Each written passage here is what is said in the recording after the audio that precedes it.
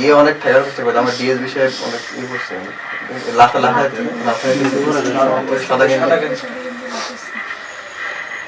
এখন আপনাকে আমি আরেকটা রিকোয়েস্ট করবো যে আপনি ভিডিও যেটা প্রকাশ করা হয়েছে ওর ভিডিও আর 5 মিনিট আগের একটু ভিডিওটা খেয়াল করে যদি দেখেন আপনি দেখতে পারবেন যে একজন লোককে যে ডাক্তার সে গলা এরকম কলার ধরে টেনে নিয়ে ওইদিকে চলে যাচ্ছে, এটা হলো একটা ডাক্তারের ব্যবহার।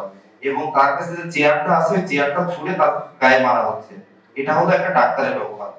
আসলে আমরা আপনি 5 আগস্টের ঘটনা বললেন, আমরা এখানে যারা আছি মোটামুটি সবাই কোনো না কোনো ভাবে 5 আগস্টের সাথে ইনভলভ। তো 5 আগস্টের আগে আমরা যেটা দেখেছি যে বিভিন্ন ডিবির বিভিন্ন দেশে টর্চার সেল গঠন করা হতো, এটা গঠন করা হতো, সেটা গঠন করা হতো। কিন্তু 5 আগস্টের আগে বিগত 17 বছরে কোন মেডিকেল সেন্টারে কোন রোগীর স্বজনদের যে চেয়ারে মাথায় আঘাত করা হয়েছে এরকম ঘটনা আমার মনে হয় না বাংলাদেশের ইতিহাসে ঘটেছে।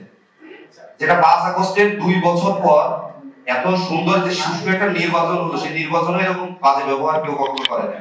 কিন্তু সেটা আমরা কি দেখছি, বাংলাদেশের প্রথম শ্রেণীর একজন কর্মকর্তা, তিনি বাংলাদেশের একজন মেডিকেল সার্টিফাইড একজন লোক, তিনি এটা করতেছেন।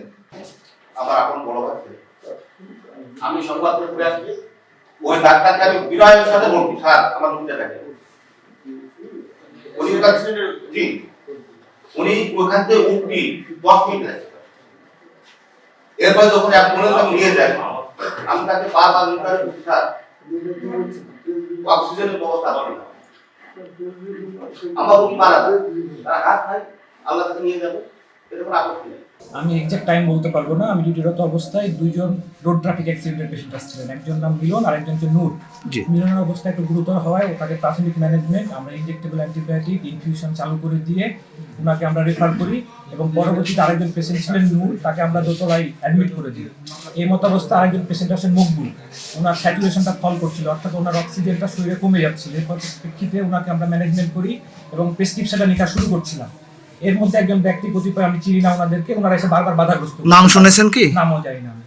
তো এই মতো অবস্থায় যখন আমরা প্রেসক্রিপশন লিখি, তারপরেও উনি এসে রোগীর চেয়ারে বসে আবার কথা বলতে চাচ্ছেন। এখন তো আমাকে আলটিমেটলি পেশেন্ট প্রায়োরিটিটা দিতে হবে, পেশেন্টের প্রেসক্রিপশন লিখে তাকে ম্যানেজ করতে হবে, অক্সিজেন চালু করতে হবে।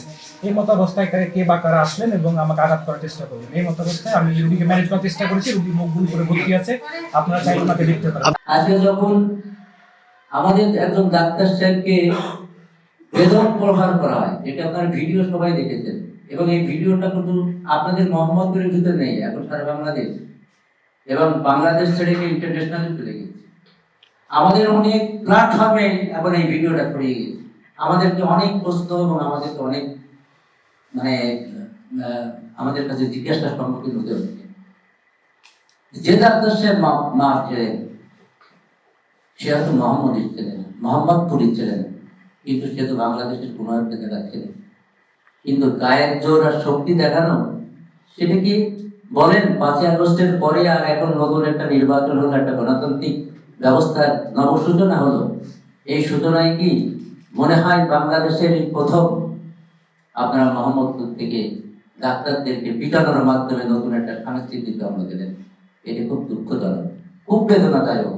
ভুল করবেন, সামনে খুব কঠিন দিন, এত সহজে কেউ পার পাবেন না। সোশ্যাল মিডিয়া এত অ্যাক্টিভ যে আপনাদের এই ঘটনা টোটাল সারা পৃথিবীতে ছড়িয়ে পড়ে, আর আপনারা আছেন এখানকার গায়ের শক্তি দিয়ে।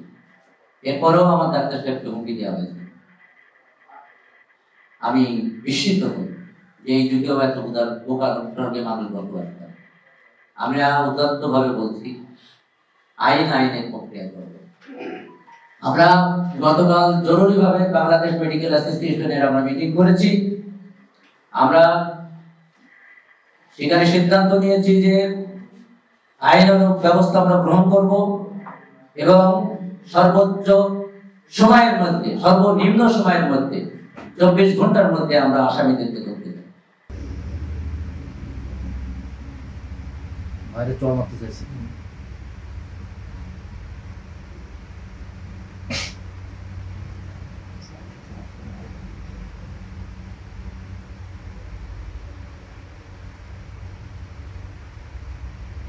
ওই সাদা ছেলেটাকে আল্লাহ চেয়ার দিয়ে মারতে গেছে।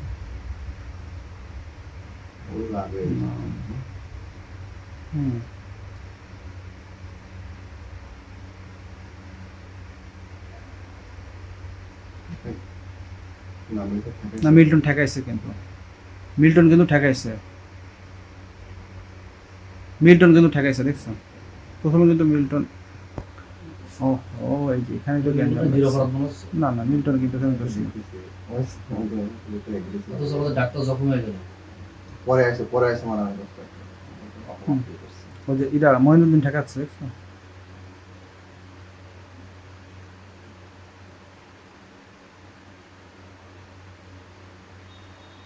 এই সময় যদি আমাকে একটু কেউ ফোন দেয়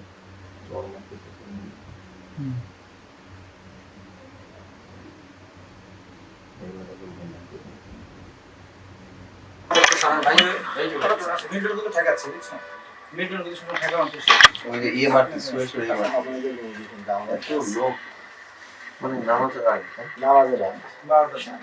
আপনার ভাই 2 দফা আছে কিন্তু নামাজের আগে এটা মনে হয় এক দফা এটা মনে হয় প্রথম দফা এটা প্রথম দফা দেখ পুরোটা দেখ স্যার হলো যে রুগীরে ডাকতেছিল সমস্যা হয়েছে স্যার আমি পিছনের খারাপ এই যে কালো পাঞ্জাবি এইটা শুরু করি এই যে শুরু কালো পাঞ্জাবি শুরু করি ঠিক আছে এটা ইয়ে অনেক ঠেকার করতে পারে আমার ডিএসবি সাহেব অনেক ই করছে লাফায় সাদা গেঞ্জি একটা শুয়ে পড়ছে শুয়ে পেটাইতেছে মিল্টন ভাই কিন্তু এখানে ঠেকানোর চেষ্টা করছে কিন্তু ওনার ভাই ছিল ওনার ভাই সম্ভবত ইউসুফ সাহেব ভিতরে কি অনেক সরাই নিয়ে গেছে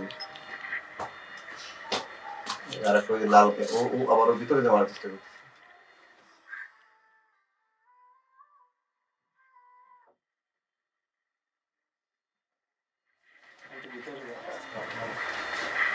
ভাঙা কি বলবো